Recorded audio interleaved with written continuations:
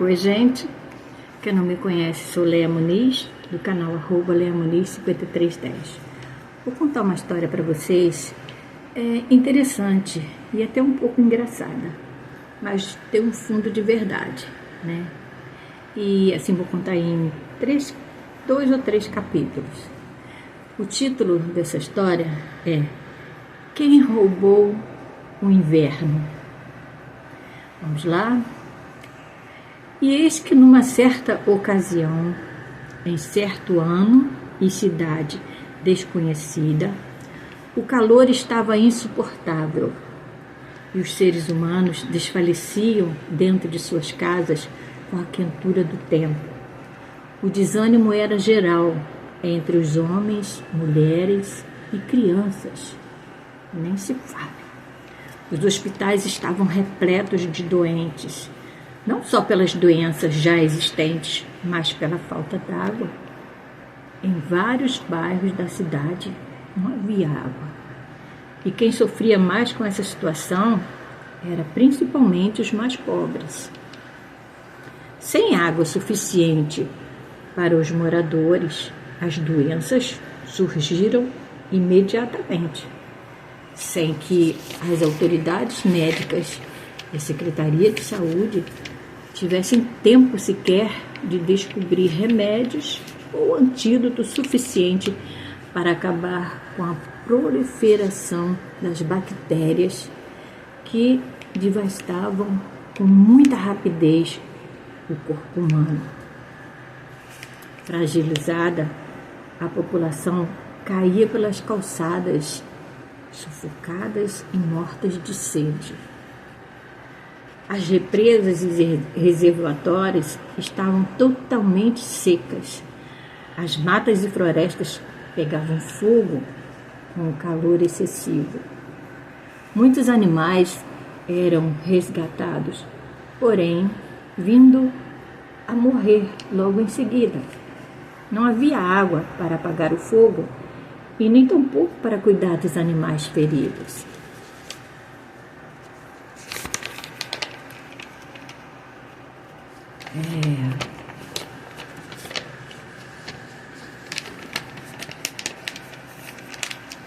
A primeira coisa que os moradores pensaram em fazer foi piquete, foi manifestações em frente à prefeitura, em frente a outros prédios do governo, né?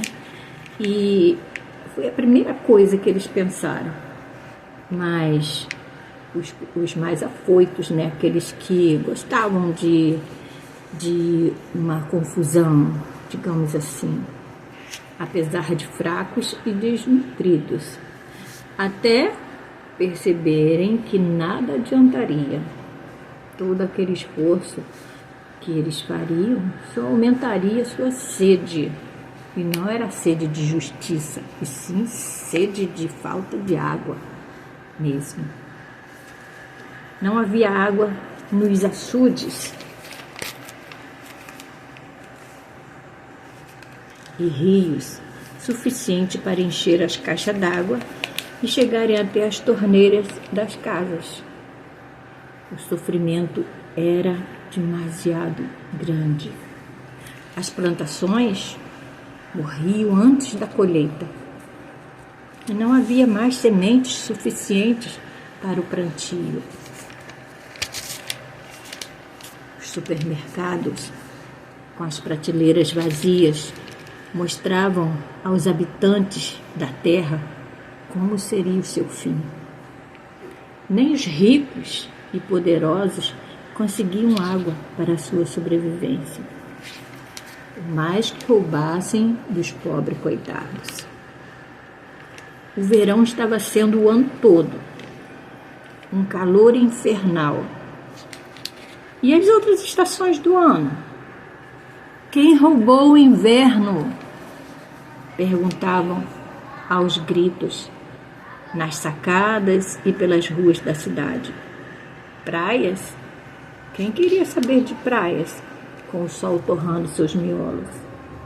E sem o líquido precioso para matar a sede. Muitos, desavisados quanto aos perigos, correram para as praias e tentaram beber da água salgada do mar. Que desastre! Só abreviaram a sua morte.